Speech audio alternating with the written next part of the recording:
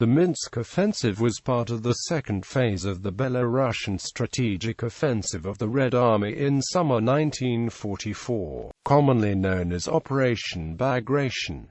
The Red Army encircled the German Fourth Army in the city of Minsk. Hitler ordered the Fourth Army to hold fast, declaring the city a Fester Platz. The Soviet 5th Guards Tank Army attacked from the northeast, while the 2nd Guards Tank Corps moved in from the east, and the 65th Army advanced from the south. About 100,000 Axis soldiers from the 4th and 9th Armies were encircled, of whom some 40,000 were killed and most of the rest captured. The result was a complete victory for the Red Army, the liberation of Minsk, and the rapid destruction of much of the German Army Group Center. Role in the conflict. Planning. Operational goals. The role of the 3rd Belarusian Front in the first phase of Operation Bagration was essentially complete by the 28th of June, when its cavalry mechanized units halted at the Berezina. The same day, with the initial objectives fulfilled, sconosciuto New Order No. 220,124.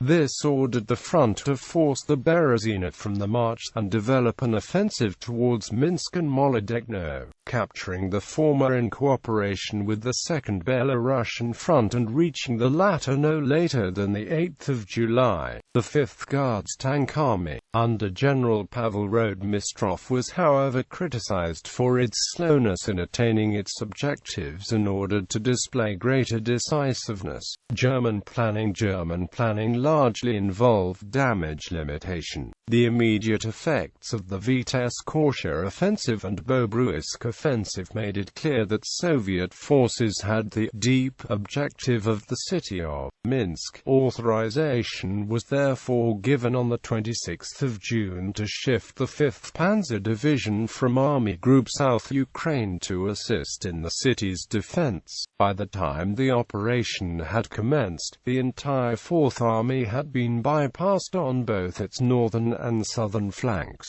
Despite this, it was ordered to hold fast. Its central corps, the 39th Panzer Corps, had largely disintegrated under Soviet air attack whilst attempting to reach the Berezina crossings, having lost 2 corps commanders in as many days. Deployments. Wehrmacht Kampfgruppe von Sorken, including 5th Panzer Division, Kampfgruppe von Goldberg. Group of security and SS units included Kampfgruppe Anhalt, Kampfgruppe Flork. Encircled forces of 4th Army under command of Lieutenant General Vincenz Müller, 12th Corps, 27th Corps, remnants of 39th Panzer Corps, encircled remnants of 6th Corps of 3rd Panzer Army transferred to command of General Müller, encircled remnants of 9th Army, Kampfgruppe Lindig. The above units were under the overall command of Army Group Center.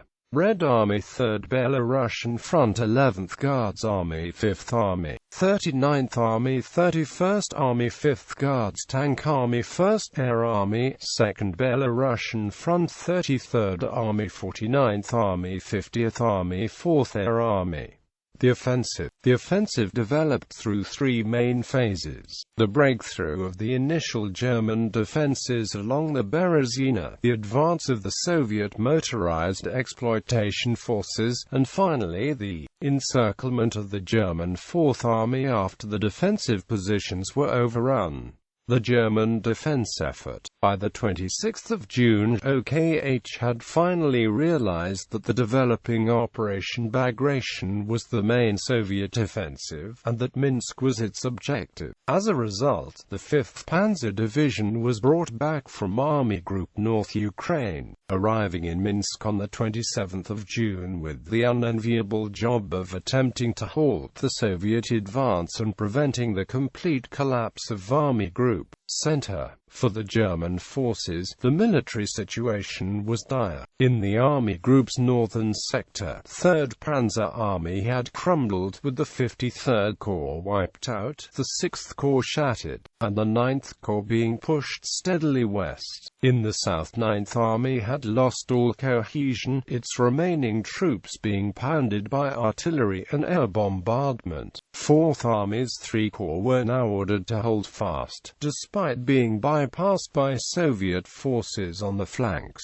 Hitler declared Minsk a Fester Platz and instructed the remnants of 9th Army to reinforce its defense. 5th Panzer, which was reorganized on the 28th of June into a combat group under the command of Dietrich von Sorcken, took up positions near Borisov on the main road northeast of Minsk, along which elements of 4th Army were fleeing from the front. 5th Panzer's main tank regiments, which unlike many German armored units at the time were at full strength, were concentrated to the north, screening the rail lines being used for evacuation. The road itself was held by a rearguard of infantry, while Heavy Tank Battalion 505, equipped with Tiger-IS, held the rail lines at Kruki to the east.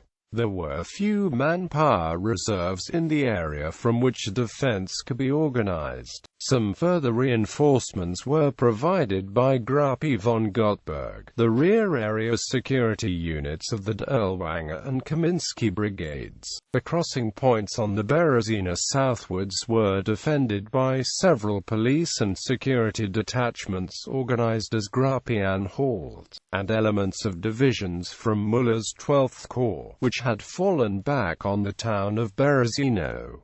The reconquest of Minsk. 5th Guards Tank Army was now bearing down on Minsk from the northeast, while the Soviet 2nd Guards Tank Corps approached from the east. The bulk of 5th Guards Tank Army, accompanied by the rifle divisions of 11th Guards Army, attacked straight down the Minsk road, forcing the German infantry back into Borisov by the 29th of June. A screen of Soviet troops was left on the road to prevent any more elements of 4th Army escaping into Minsk. 5th Panzer's engineers blew to the bridges over the Berezina on the 30th of June in an attempt to deny the Soviet forces entry into Borisov. The overstretched main elements of Gruppe von Sorcken now attempted to screen Minsk from the northwest, where the 5th Guards Tank Army threatened to sever the railway lines.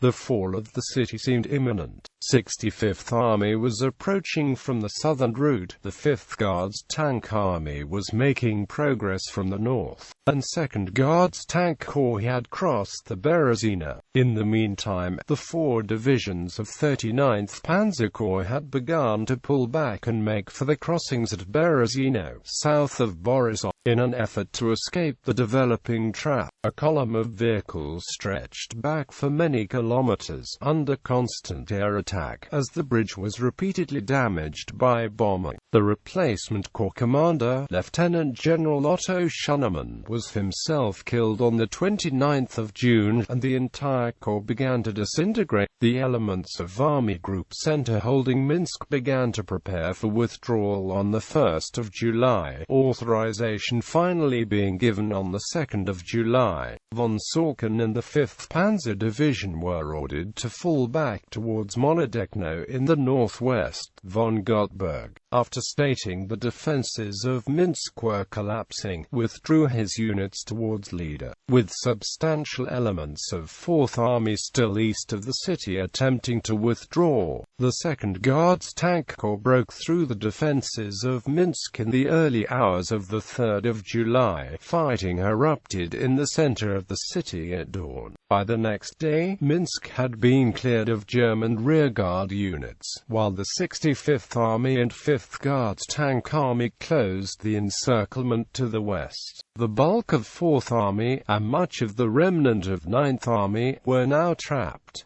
The destruction of Fourth Army. Over the next few days, Fourth Army made several attempts to break out of the encirclement, led by those divisions still retaining a coherent organizational structure. The largest group of encircled forces comprised the divisions of 12th Corps, which remained relatively intact, along with those elements of 27th Corps that had successfully retreated from Orsha and which were now trapped near Pekalin. The Corps commanders, Muller and Volkers, decided on the 5th of July that the forces should break out to the northwest and west respectively, accompanied by the remnants of Martinek's former 39th Panzer Corps. They were now as much as 100 kilometers behind Soviet lines. The 25th Panzer Grenadier Division acted as the spearhead for the breakout at midnight on the 5th of July, but was scattered, with some elements passing north of Minsk to reach German positions.